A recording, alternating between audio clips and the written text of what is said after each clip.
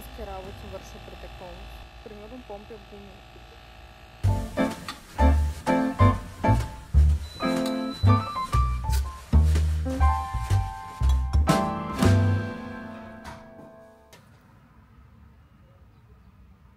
Мега нервна съм. Ама наистина мега нервна.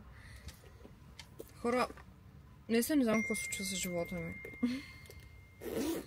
Наистина не знам. Всичко се случва толкова по възможно най-трудния начин. Смисъл, ако може едно нещо да се обърка, то винаги при мен се обърква и после трябва да го оправям и да се стресирам допълнително, при положение, че може да не се стресирам изобщо. И сякаш не знам.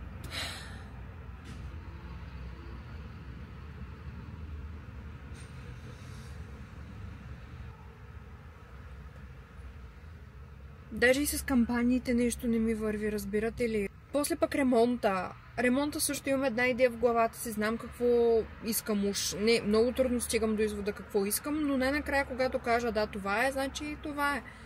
И там някакви проблеми. Не е това, което искам. И не знам какво да направя. Буквално правя всичко възможно, всичко по силите си. И сигурно съм супер дразнеща в момента, че мрънкам за всякакви неща. Ама наистина ми се мрънка в момента. Както и да е. Слизам, отивам в Екон да взема една пратка, която ми е нужна за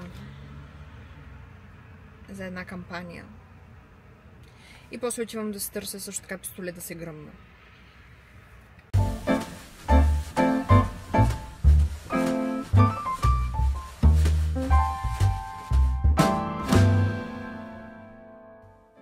От вече много години имам ето такива... Не съм сигурна какво е. Може да е псориазис, може да е... Всичко може да е. Обаче зимно време започва изключително много да се възпалява и да ме сърпи. Много е смешно как прекарваш около 4 дни, естествено не плътно, но примерно по около 2 часа на ден в рамките на 4 дни да обработваш едно YouTube видео, което накрая стига до теб, майка ти и баба ти, примерно. Но това няма да ме откаже. Няма. Продължавам.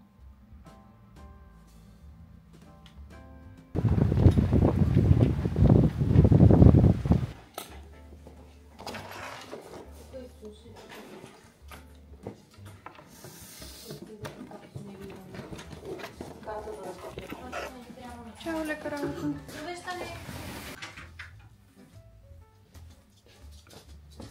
Получих тази PR пратка и искам да я отворя пред вас. Но как да стане? Така ще. Така. Това е пратка от Moroccan Oil, като има много интересни продукти вътре. Аз вече ги видях, защото снимах TikTok видео, като я отварях пратката всъщност, но сега ще ви ги покажа и на вас. Набързо само за марката, знам, че като за всеки един продукт има супер смесени мнения за нея. На едни тя се харесва, на други не толкова. Аз лично съм от хората, които от години я харесват.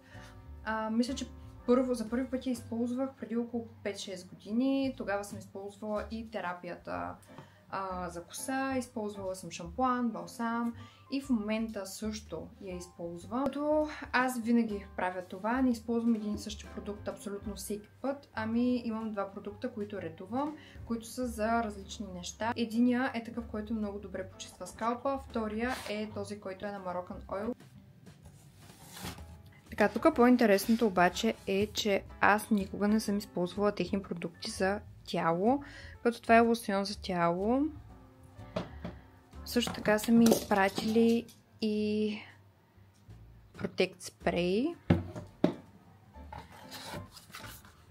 Това е крем за ръце, като аз споменах вече в TikTok видеото, но никаква представа нямах, никаква идея наистина, че имат крем за ръце на Moroccan Oil.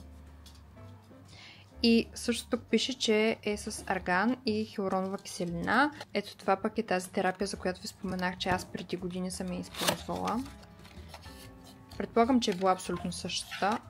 Има си помпичка. И е олио.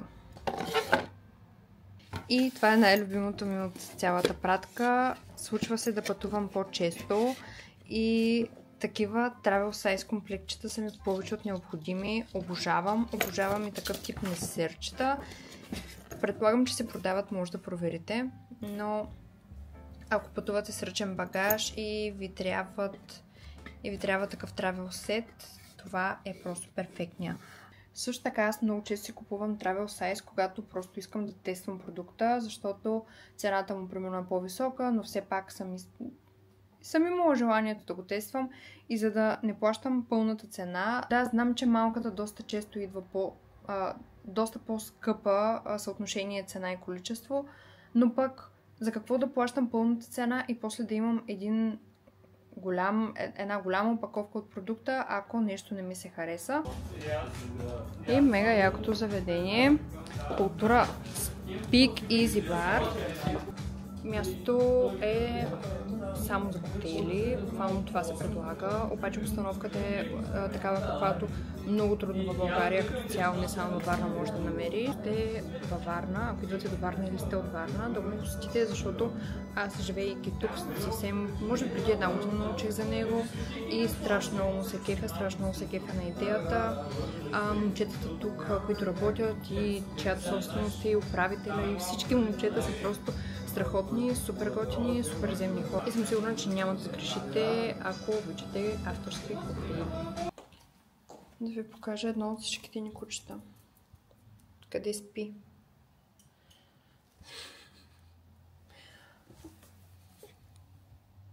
Лори?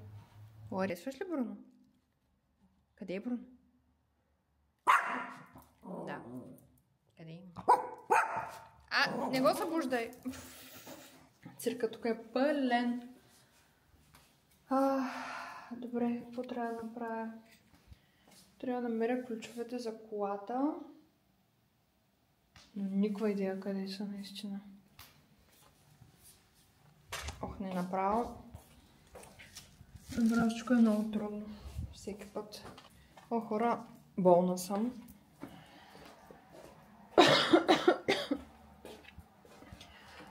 И... не е там. Сигурно е в кухнята. А тук е леглото на малката принцеса.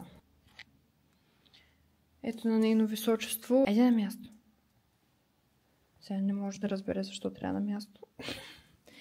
Рошавия ти мустак бе, мамо. Вижте, тъй като тя е възрастничка, но не чак толкова, супер е жизнена лорчето по принцип.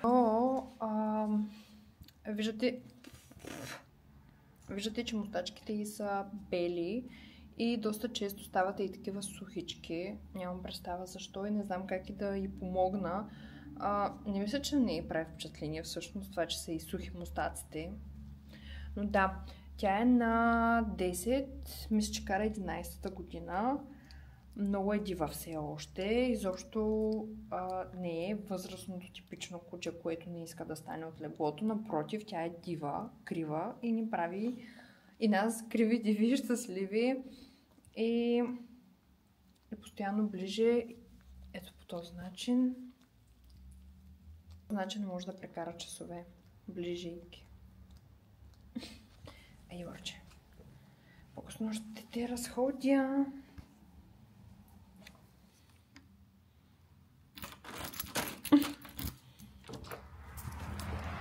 Еди, почна се. Чакай, мамо, чакай. Винаги бягам, защото иначе ме цапа.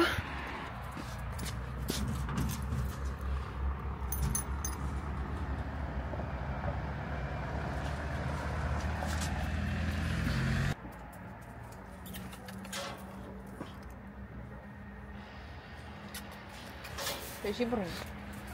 И чакайте да ви покажа другата госпожица, ако я намеря. Белка!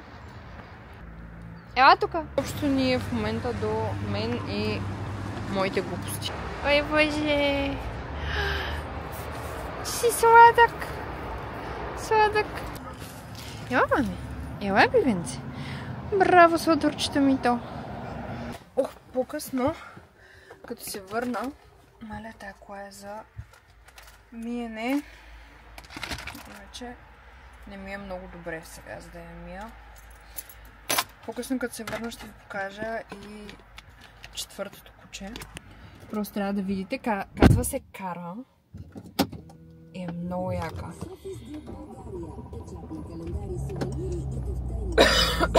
О, боже! Сложа очилата, че на човек не прилича. Ще свърша само сега навън, за да знам, че съм ги свършила. Ще отида до Спиди. Идва ли кола от някъде? Не идва. Се ще падне това нещо. Така че да го хвана. Така, едната задача е Спиди, другата е да отида да си взема храна, защото няма. Яде ми се някаква... Не знаех до преди малко какво ми се яде, но сега вече знам. Хайде! Яде ми се богата салата. Богата салата, това означава с всякакви неща. Вътре краставица, домат, някакви там бобчета, нахут. И такива. Дали чувате сигнала за колана? И аз съвсем отговорно ще си сложа колана. Но то не млъква! Някакъв сензор явно. Ао, не. Нямам глас. Вече. Имам да снимам 2 кампании. Трябва да пия чай и да ям мед. Болна съм. Още в момента, в който разбрах, че много хора около мен са болни или не се чувстват добре, и аз веднага започнах да вземам мерки, да пия витамини, чайове, по 1 норофен на ден за всеки случай, защото знам, че имунната ми система, моята по принцип си е слаба и винаги се разболявам и винаги хващам всичко. И сега го карам сравнително добре.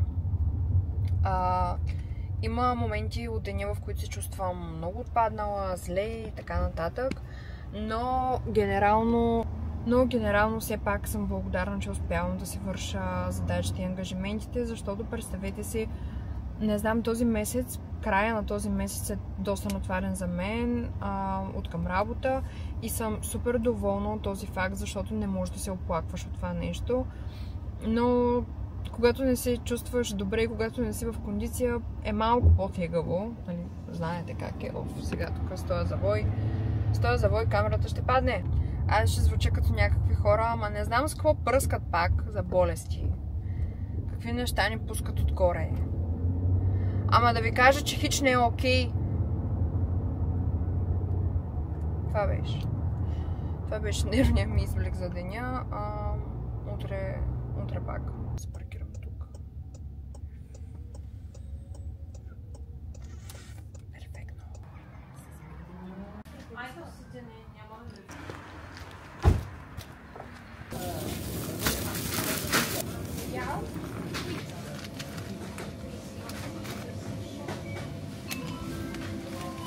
Моля, служител на пета каса на самообслужване.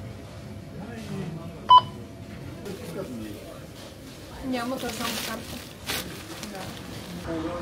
Так му щях да предложа на този господин, който се зачуди защо на каста на самообслужване в Lidl няма монети. За монети е място. Щях да му предложа да плати с карта и да ми даде монетите просто. Ама той изчезна много бързо. Сигурно се преместил на нормалната каса, физическата каса.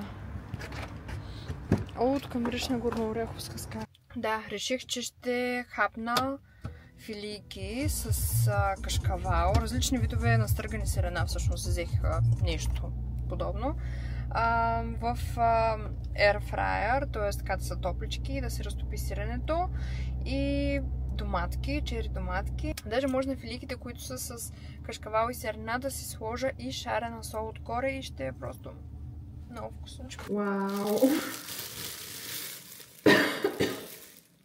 Ето това си взех. Сега противно на всякакви мои правила, които по принцип си следвам, ще изям първо сладкото, просто защото нямам грам силе, разбирате. Нищо. Само ако не следвате в Инстаграм, може да сте попадали на това, че имам бродкаст канал, в който говоря за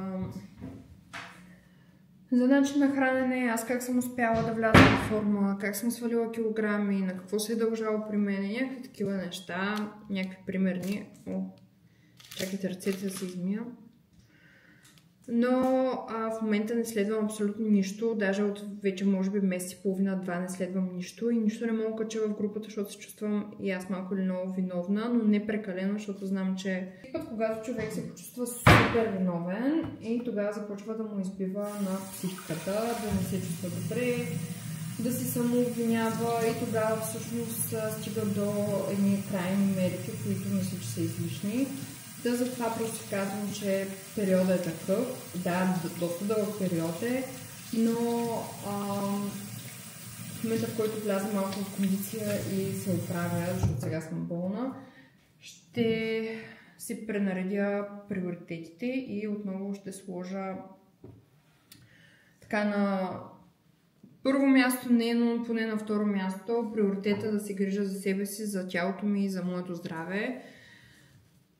Смятам, че нещата, които говоря там, т.е. нещата, които пиша там, защото предимно пиша, не са глупости, тъй като в момента не знам дали може да видите, но въпреки това, че съм болна, въпреки това, че не тренирам, добре, камерата просто. Във форма съм. Наистина съм си в форма, не в идеалната, може да бъде много по-добре. Аз самата не чувствам да имам много енергия. Но поне нещата, които съм правила преди, начинът по който съм успяла да сваля излишните килограми, мазни и така нататък, в момента ми се отблагодарява целият този труд, който съм положила. Целият този труд, който съм положила и да си успокоя нервите, за да може да изляза от капана на това емоционално хранене, което да чукам на каквото там трябва да чукам, е в миналото.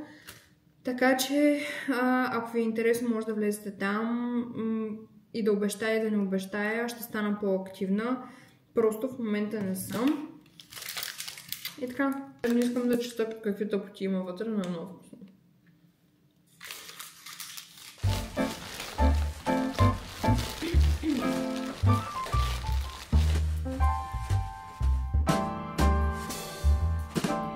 Малко черна книга за моя по-добър бритон. Това не може ли малко по-рано, когато има бритон? Everyone deserves a better bank. XO Sabrina.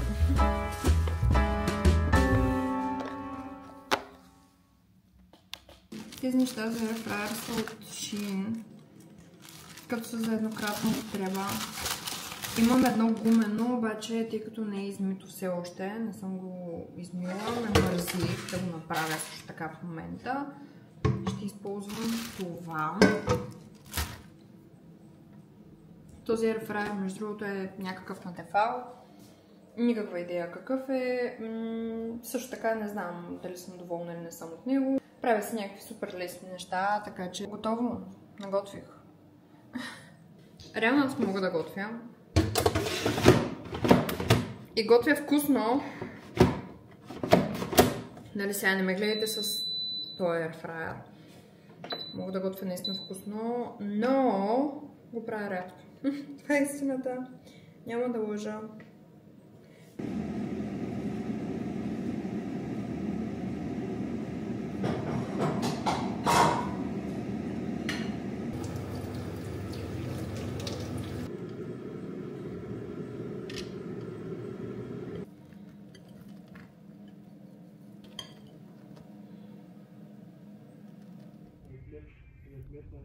Вземеш ли решение? Не, бе, аз го чистя. Аз че си избираш. Не, те откъде са? Не са фьючеристик. И все не мора. Тази са вода на била. Не разваля влог.